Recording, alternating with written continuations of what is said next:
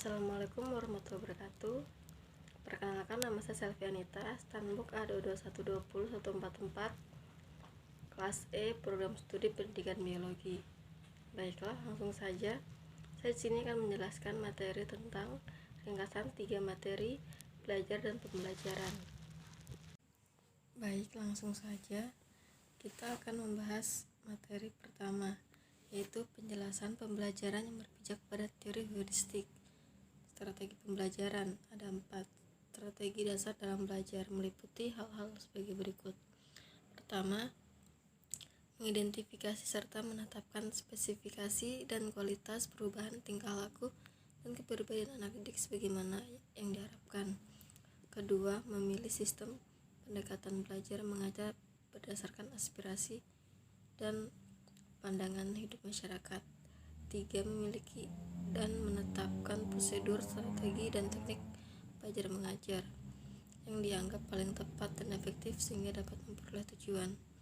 Yang keempat, menetapkan norma-norma dan batas nominal keberhasilan. Adapun strategi belajar mengajar bisa diartikan sebagai pola umum kegiatan guru murid dalam perwujudan kegiatan belajar mengajar untuk mencapai tujuan yang telah digariskan, atau dengan kata lain, strategi belajar adalah suatu upaya untuk mencapai tujuan mengajar tertentu.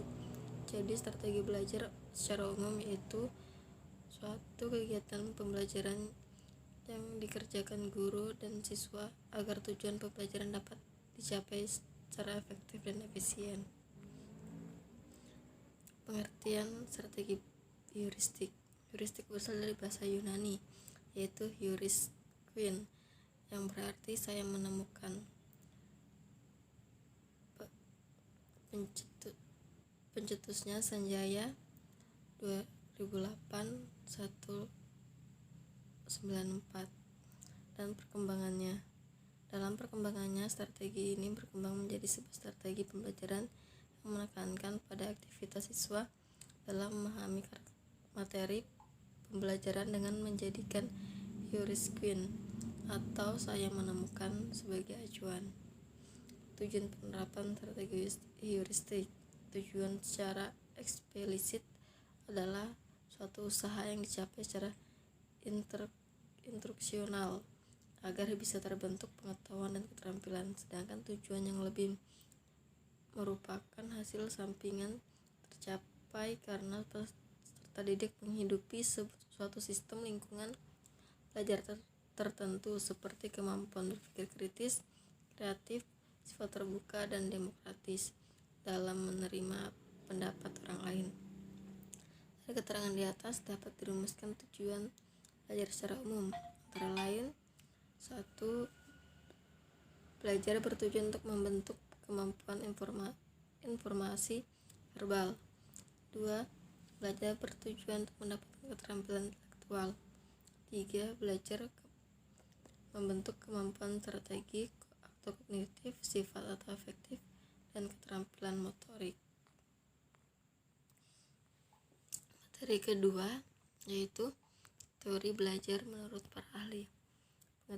Pengertian teori belajar. Menurut pendapat Emoni Koper mengatakan teori adalah suatu kumpulan konsep, definisi, proposisi, dan variabel yang berkaitan satu sama lain secara sistematis dan telah digeneralisasi sehingga dapat menjelaskan dan memprediksi suatu fenomena atau fakta-fakta tertentu.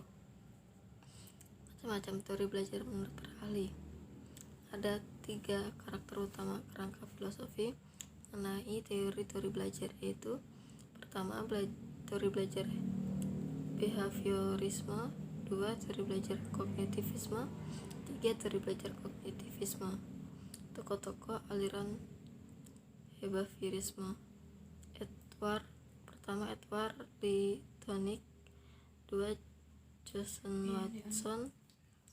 3. Edwin Guthrie. 4. Bruce Friedrich Skinner. Beberapa tokoh dalam aliran kognitivisme: teori Gestalt Weiss-Neumann, teori Schemata Piaget, teori belajar sosial Bandura, pengolahan informasi Norman. Yang ketiga, materi ketiga yaitu analisis kasus pembelajaran, penjelasan teknik observasi lapangan. Analisis kasus pembelajaran. Pengertian belajar. Pengertian belajar bisa mempunyai arti yang luas, tergantung kita sendiri memberikan arti kita belajar. Karena segala sesuatu yang kita kerjakan bisa mempunyai arti belajar. Namun dalam hal ini, saya mengartikan belajar dalam hal mencapai pengetahuan ilmu, mencari pengetahuan ilmu, atau biasa kita jumpai pada proses pembelajaran anak di lingkungan sekolah. Kedua, pengertian masalah belajar. Masalah belajar adalah suatu kondisi tertentu yang dialami oleh siswa dan menghambat kelancaran proses yang dilakukan individu untuk memperoleh suatu perubahan tingkah laku yang baru secara keseluruhan. Pengertian pembelajaran. Pembelajaran atau instruksional adalah usaha mengorganisasikan lingkungan belajar sehingga memungkinkan siswa melakukan kegiatan belajar untuk mencapai tujuan pembelajaran dengan menggunakan berbagai media dan sumber belajar tertentu yang akan mendukung pembelajaran itu nantinya. Penjelasan teknik observasi lapangan. Pengertian observasi. Observasi adalah metode pengumpulan data melalui pengamatan langsung atau peninjauan secara cermat dan langsung di lapangan atau lokasi penelitian. Pengamatan atau observasi merupakan kegiatan yang dilakukan makhluk cerdas untuk memproses atau objek dengan maksud untuk merasakan dan kemudian memahami pengetahuan dari sebuah fenomena berdasarkan pengetahuan dan ide-ide yang sudah diketahui terlebih dahulu untuk mendapatkan informasi yang diperlukan untuk melanjutkan dengan investigasi. Ciri-ciri observasi. Pertama, observasi mempunyai arah dan tulisan yang khusus, bukan hanya untuk mendapatkan kesan-kesan umum tentang suatu fenomena. Observasi ilmiah tidak dilakukan secara untung-untungan dan sesuka hati dalam rangka mendekati situasi objeknya, tetapi semua pelaksanaannya dilakukan secara sistematis dan terencana. Yang ketiga, observasi bersifat kuantitatif, yaitu mencatat sejumlah peristiwa tentang tipe-tipe tingkah laku sosial tertentu. Observasi melakukan pencatatan dengan segera, secepat-cepatnya, tidak menggantungkan diri pada kekuatan ingatan, menuntut adanya keahlian agar data yang diperoleh bisa valid. Hasil observasi dapat dicetak dan dibuktikan untuk menjamin validitasnya. Kelebihan dan kurang observasi.